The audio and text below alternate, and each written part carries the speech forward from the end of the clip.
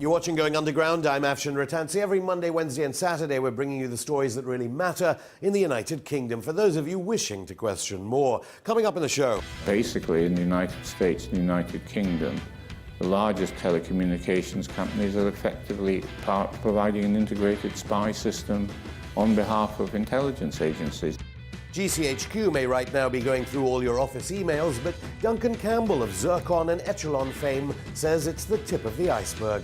And can the new Tory London mayoral candidate save the sweatshop of Britain? Plus, what will Theresa May's bill do for the thousands of victims of modern-day slavery? All this and more on today's Going Underground. The British media is in uproar about a redacted US Senate Intelligence Committee inquiry into CIA torture. But why should UK media be so eager to blame our transatlantic cousins for black sites, rendition and cover-ups? What about how our government facilitated US torture? Britain's secret intelligence service, MI6, is believed to have tipped off the CIA about where he could be captured. But the latest allegations suggest British government ministers approved their actions, which Belhaj says resulted in him being handed over to Libya, along with his wife, and tortured. Scotland Yard is now investigating the claims. Scotland Yard investigating. That won't put many minds at rest. And do you remember when we asked the former head of the British Army about the use of torture against Irish prisoners on this show? Techniques we use, sleeplessness, standing in stress positions. In the past few days, the Irish government has brought a complaint against the UK government to the European Court of Human Rights for, you guessed it, torture. Before Julian Assange, Chelsea Manning and Edward Snowden, there was Duncan Campbell. As an investigative journalist, he has been exposing the British secret state since the 1980s. He's now infamous for trying to bring to light the Zircon project, a multi-million-pound secret intelligence satellite project commissioned without Parliament's consent to eavesdrop on communications in the 1980s. A BBC programme he made on the story was banned by the government, and some believe it led to the resignation of the BBC's then Director General, Alistair Milne. We caught up with him over the weekend at the London Logan Symposium into Surveillance, Secrecy and Censorship. With me is investigative journalist Duncan Campbell. Thanks, Duncan, for being on Going Underground. You were persecuted by a Labour government in the 70s. You've continued to hold power to account. Are things better now than the late 70s? The accountability and transparency has improved, but it's delivered nothing because the secrecy is still huge. And as the experiences in Britain showed last year when the Guardian newspaper started to report the revelations of Edward Snowden, they were cowed into stopping and forced to allow, with no legal authority, the computers in which they were working on the stories to be destroyed in their own basement. So the mechanisms that we have are slightly improved, but the determination of intelligence agencies to stay unaccountable and hold on to their secret power has hardly changed. What about parliamentary scrutiny and parliamentary committee scrutiny? You might have to remind some of our viewers about the Zircon affair. Do you think the Public Accounts Committee or other select committees now realise more about what's going on than they did back in your day? The experience in Britain has been interesting because as a result of the Snowden revelations, even the amount of power that the committees have been given to do the job properly is enormously increased. And so you start to see proper reports which actually look into the details and see what things have gone wrong. Albeit redacted for us, the public. Redacted even so, but in the latest example, what is extraordinary is that they got the facts, they saw the files, they seem to have told a fairly reasonable version of the truth, and then they turn into subservient lackeys and report conclusions which are completely contrary to their own facts. Now, you're saying that committees in Parliament do get the information and aren't going to be appalled like they were then when you gave them information. The arrangements are different, but I think that to the extent that accountability has improved to a degree, the political quality of our society has declined. No one's prepared to argue with the government We had a process in 2013, 2014 where a new law was being proposed for electronic surveillance and data gathering, and actually both committees, even the Intelligence Committee, said this law is ridiculous, it makes no sense. And the partners in government said this must not go through. And then they just made a secret plan and bullied the key leaders of each party into accepting that there was an emergency that meant that we had to go out and record everybody's communications data, and arranged for a new law to be put through Parliament in a week without a debate. Now, the members of Parliament who had spent a year taking apart this bill should be insulted, should be angry, should demand reform, that the proper process, which was visible to the public and which said no to these laws, not like that, was defeated by essentially something that goes back to the days of having a pope or an absolute monarch or a czar. Your journalism, some argued, led to the resignation of a BBC Director General, Alistair Milne. My journalism didn't lead to resignation. It was the last straw that caused him to be sacked days afterwards. In the 1980s, a great journalist called Alistair Milne directed the BBC, and it was he who had to both look at my program, and then he who got the secret pressure from the government to ban it. And then when it got out, they were so angry anyway, they got the governors to sack him. Some years afterwards, I did a television program which I interviewed Alistair. He wasn't angry with me, he knew that this was part of the structure. But even then, he wouldn't tell me, and I don't believe he's told his children, just how much pressure he was put under to ban the program. Could that happen today, though? Yes, of course. Because presumably the head of the BBC wouldn't say that. Instead, no, but look at what happened. The editor of The Guardian was forced to allow his journalist's material to be destroyed under his own eyes. That's even worse. Well, speaking about The Guardian, they also started printing stuff about the D-notice system. They said they were always, I think Alan Rusbridge has said, yeah, well, we call Air Vice Marshal Andrew Vallance this character. You're a doyen of journalism in this country. How does the D-notice system work today? The D-notice system is complete rubbish. It's just a myth in the heads of some people. A committee to which selected editors are invited to contribute with a retired military officer send out information and get advice. Initially, this was a secret system, and they tried to prevent reporting anything at all about intelligence. Most members of Parliament wanted to see it abolished more than 30 years ago. If you're going to be, in this day and age, a responsible journalist, you're not just going to publish something because it's secret. Now, many people think I do that, but of course I don't.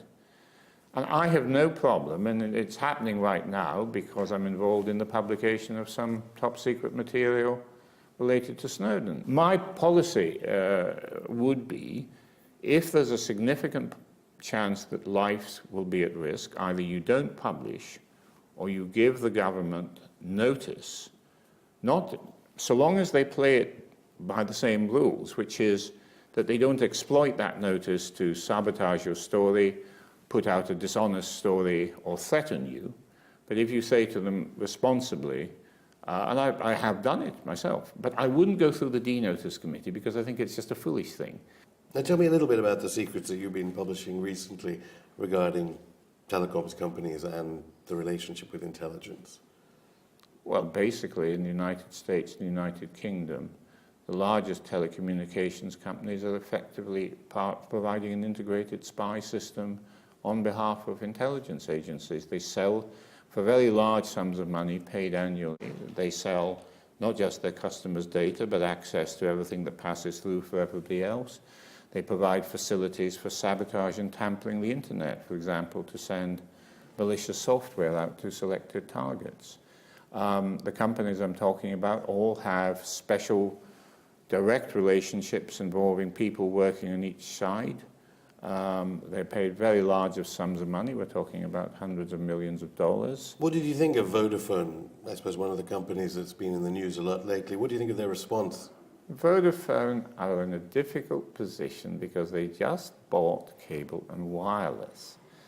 Now, Vodafone seem to have made some steps to try and be ethical. When they bought Cable and Wireless, they ought to have known, but might not have known, that Cable and Wireless originally belonged to the British government, and its activities were so integrated with GCHQ that they supplied staff. So when I started my reporting on GCHQ and the different listening stations and talking to people who worked there, there would always be people from Cable and Wireless in there doing some of the work. So with that history, it's not a surprise that Vodafone now, because it's taken over Cable and Wireless, has inherited their whole secret apparatus. If they were ethical, they ought to demolish it. Because it's a completely secret apparatus, once they find, they couldn't be told about it when they buy the company because it's too secret. Is Vodafone worse than other providers? Should people be switching mobile providers, or does that not make any difference? Major companies have all accepted secret government orders, and in fact it's Vodafone that did a very good report, a country-by-country report. The companies are in a difficult position. Their executives are served secret orders. They're told that some things that are being demanded can only be communicated with other people that the government allow. They can get money for it, so their stockholders aren't hurt. It's a system of secret governance that is intolerable. Now, just finally, you went on the run once for journalism you'd done. Could we see that, British journalists having to be on the run these days? They have been on the run. The government has, by intimidation and collusion, made it almost impossible to go into the level of detail that people are entitled to about what GCHQ is actually doing in our country, as well as overseas. Duncan Campbell, thank you. We contacted Vodafone for a statement, and they told us that Vodafone does not recognise any of the intelligence activities identified, and we have no more knowledge of or information about any of those intelligence agency activities. Coming up in part 2 of Going Underground, move over Boris. We speak to the millionaire entrepreneur who could be the next mayor of London. And who are the modern-day slave masters of Britain. All this and more after the break.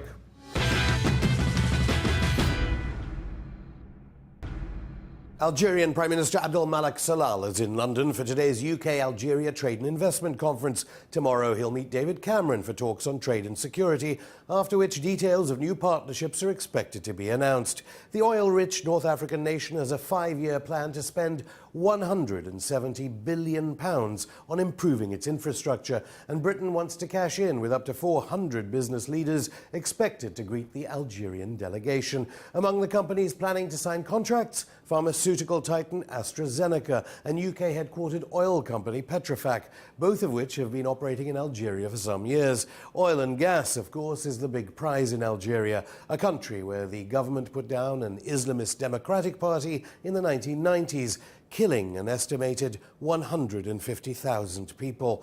But it was only in January last year that militants linked to Al-Qaeda attacked a gas plant in Algeria, which led to the deaths of 6 British hostages, among others. An inquest is ongoing. The UK says very little about human rights violations in Algeria. Downing Street didn't support protests that swept through the country in 2011 as part of the so-called Arab Spring. Instead, it intervened in Egypt and, of course, Libya, which David Cameron bombed into chaos. Algeria denied access to UN special rapporteurs, but it was Libya, the country Gaddafi changed from Africa's poorest to Africa's richest, that we aimed to overthrow. And there was no call for regime change in Algeria. Instead, Cameron sought and failed to overthrow Bashar al-Assad of Syria. And money talks. It looks like we'll be rewarded for our silence.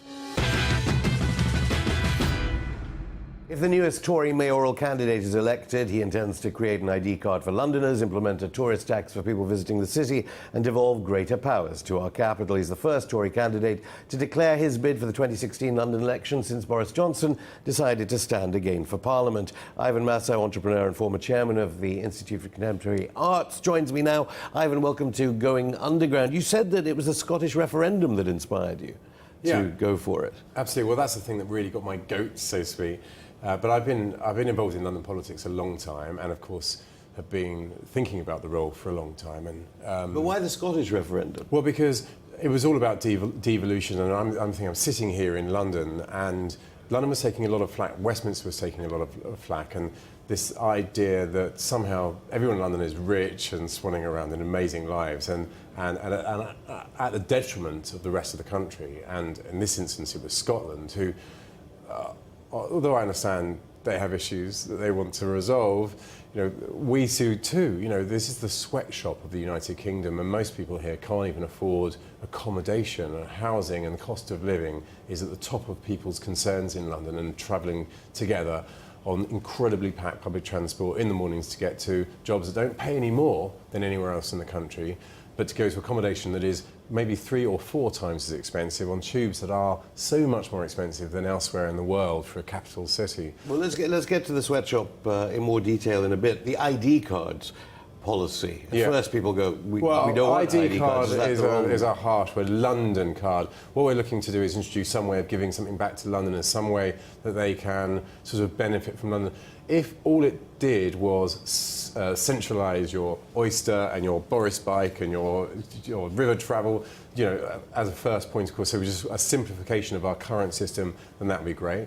And if we could use it as a sort of collective buying scheme so that all of London can buy their utilities or their gas from more cheaply, then that would be amazing. Any mass surveillance implications of that? No, I mean, that's why I don't really want to play on the ID card thing. That was the last thing on my mind. But it would be nice if it was international friendly and you could use it as a passport.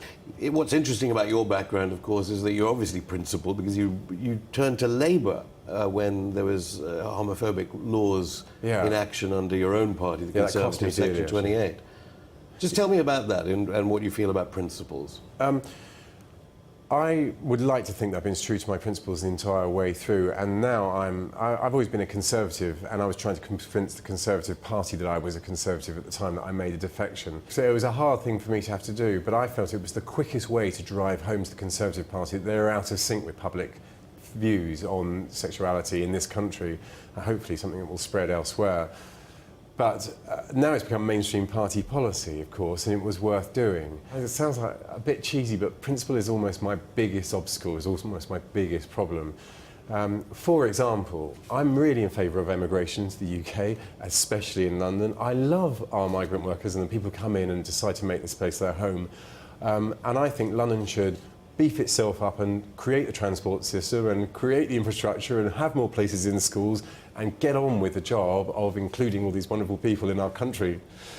But unfortunately, it's more likely a UKIP-style voice will see its way forward. So, advisors are saying that probably won't get you very far with the electorate, but unfortunately, it's something I'm constrained by. It's just a belief I have. Well, you never know, London being the most multicultural city. But I'm also interested, of course, in your Conservative party. You're an admirer of Margaret Thatcher. Yeah. You worked with Jeffrey Archer before he was jailed. Yeah. You have a close relationship with the one of your flatmates was Michael Gove, the unpopular education secretary, former education and Nicholas secretary. I was fans of Margaret Thatcher before it was fashionable, I have to say. Was it fashionable? It's become fashionable recently. One reason for admiring her or wanting to be a Conservative Party member regardless was the Labour Party was no better at that time. There was no more fun in the Labour club. You mentioned the sweatshops. As you said before, it's a city of massive disparities in wealth. Would you crack down on the City of London so it pays more to the areas that you've described as sweatshops of England? Well, London itself exports. I don't exactly know how I would take from where at the moment. This is day 6 of an almost two-year campaign. But London at the moment pays out far more than it takes itself in revenue to the rest of the country. So we're responsible really for paying for an awful lot of schools and an awful lot of health facilities all around the country. And we want devolution, we want more power, not so we can have more money for ourselves, we just want to make things work better so that we can send more out to the United Kingdom. This isn't a zero-sum game where we're asking for more at the expense of other people.